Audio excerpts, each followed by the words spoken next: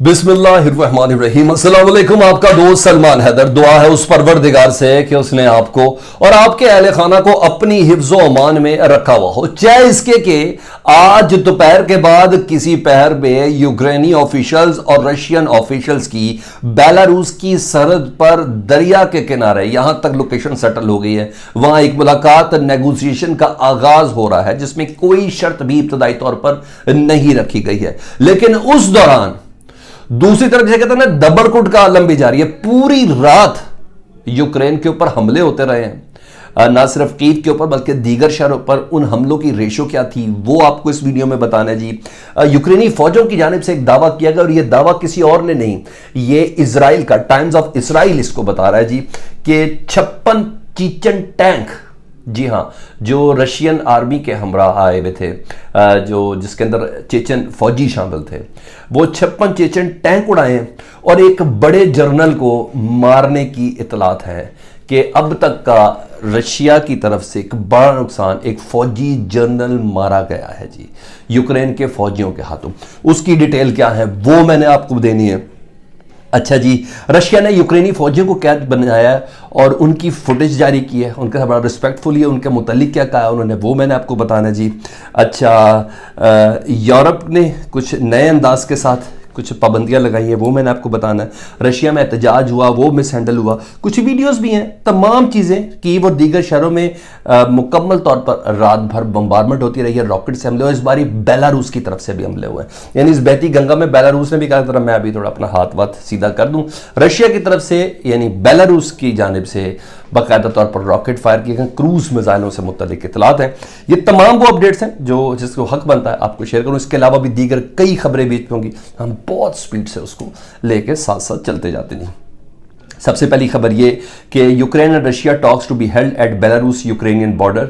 Official जो है ना, ज़ेलेंस्की के जो प्रेसिडेंट हाउस जो है यूक्रेन का, उनकी जानिब से उन्होंने कहा है कि जी आज के दिन बेलारूस का और यूक्रेन का जो बॉर्डर है उस पर मुलाकात होगी। कोई दरिया किनारे की कोई लोकेशन है जी, वो है जी। अच्छा जी, दूसरी खबर यह है कि जर्मनी ने सप्लाई शुरू कर दी है असले की, और आज के दिन से मंडे के दिन से असले की सप्लाई जो है, जिसमें 2000 गन शामिल हैं, एंटी टैंक मिसाइल शामिल हैं उनसे मुतल्लिक, और रॉकेट लॉन्चर शामिल हैं। आज उसने बाकायदा तौर पर सप्लाई शुरू कर दी है। ये दो खबरें मैंने आपको दे दी जी, क्योंकि तफसील में नहीं पढ़ता, आपको हैपनिंग्स बड़ी बड़ी जर्नल की मरने की तो इतला है ना, वो आपको डिटेल बताता हूँ जी। मिस हैंडलिंग हुई है जी कुछ सेंट पीटर्सबर्ग में, ये तस्वीर हैं जी। और police brutally detain girls and drag them into the ground protesters. ये बोले जो जंग के हक में नहीं है, ठीक है। और रशिया के अंदर सेंट पीटर्सबर्ग में ये एहतजाज हुआ, ये तमाम तस्वीर उसकी देख लें जी। अच्छा जी, दूसरा वो जो कल मैंने आपको बताया था ना, न्यूक्लियर बटन पे आतंकवादी तमाम ऑफिशियल्स को स्टैंड बाय कर दिया गया है कि किसी वक्त भी न्यूक्लियर हथियार इस्तेमाल किए जा सकते हैं। उसकी आवाज़ बड़ी जन्नाटेदार तरीके से यूरोप अमेरिका में पहुंची है जी। US believes Putin ordering nuclear forces on high alert is unnecessary and escalatory. US official ने कहा कि यार ये जाती हो गई कि आप एटमी हथियारों के बटनों पे हाथ ना रखवाएं, ये थोड़ा ज़्यादा कर दिया आपने, ठीक है। यह पहुंची अभी उसने भी कहा है, वो भी आपको बता दो जी। अच्छा, ये भी इल्ज़ाम है कि रशिया पे 2/3 अभी तक अपनी पूरी फोर्सेस का वो इस्तेमाल कर चुका है जी। नेटो चीफ्स जो हैं जेंस स्टोलनबर्ग, उन्होंने पूरे नेटो को रिप्रेजेंट करते हुए बोला कि Vladimir Putin order to Russian military to put its nuclear forces on a higher level of alert is dangerous and irresponsible. कहते हैं बहुत खतरनाक है और गैर जिम्मेदार हरकत है। तो मैंने आपको बताया व्लादिमीर पुतिन ने तो सिर्फ जीतना है, उसको न उसने वो सेकंड टू नन है, उसके वो वादे नहीं है ना कि मैं मुल्क में दुनिया में जमहूरियत की पासदारी करूंगा, मैं इंसानियत की पासदारी करूंगा। वादे तो वो भी करते करते कुछ भी नहीं है यूरोपीय दुनिया और अमेरिका, लेकिन कुछ भी हो उसने कभी ये जुमला भी नहीं बोला कि मैं मुल्क में हर तरफ मईशत फैला दूंगा, मैं तरक्की करवा दूंगा। ऐसी कभी उन्होंने कोई चीज़ें वादे नहीं किए हुए, ठीक है। तो ये नेटो और अमेरिका ने इसका पूरा सायरन सुना है कान में कि पुतिन पागल हो गया जो बटन के अंदर बोला। तो ये चीज़ें जी। अच्छा जी, पूरी रात एयर रेड सायरन साउंडिंग्स इन कीव, लार्ज एक्सप्लोजन्स, धमाके होते रहे मेरीपुर एंड ओडिशा, ठीक है। रात तक मेरीपुर ओडिशा, वीडियोस भी मैं आपको दिखाता हूँ जी उसके साथ, वो आपको बताना जी। यूनाइटेड नेशंस की एक अहम तरीन मीटिंग है जी 3 बजे, और उसमें जनरल असम्बली का इजलास जो है इमरजेंसी बुलाना है, उससे मुतलिक बात होगी। और Russia doesn't have a veto, और इजलास को ना बुलाने के लिए वीटो की जो पावर है वो रशिया के पास नहीं होगी। ये चीज़ें हैं जी। दूसरी बड़ी खबरों से पहले मैंने आपको बता दें कि यूरोप ने कोई नया अंदाज इख्तियार किया जी। वो नया अंदाज क्या इख्तियार किया जी? यूरोपियन यूनियन क्या कह रही है जी?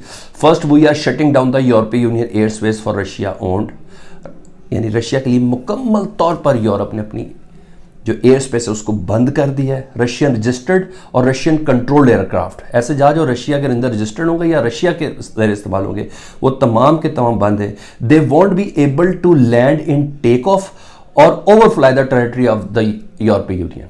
ना लैंड कर सकते हैं, ना टेक ऑफ कर सकते हैं, ना कोई फ़ज़ाई हदूद इस्तेमाल कर सकते हैं, including the private jets of oligarch, यानी कोई प्राइवेट जेट भी जो करता धरता है उनके भी इस्तेमाल नहीं होंगे।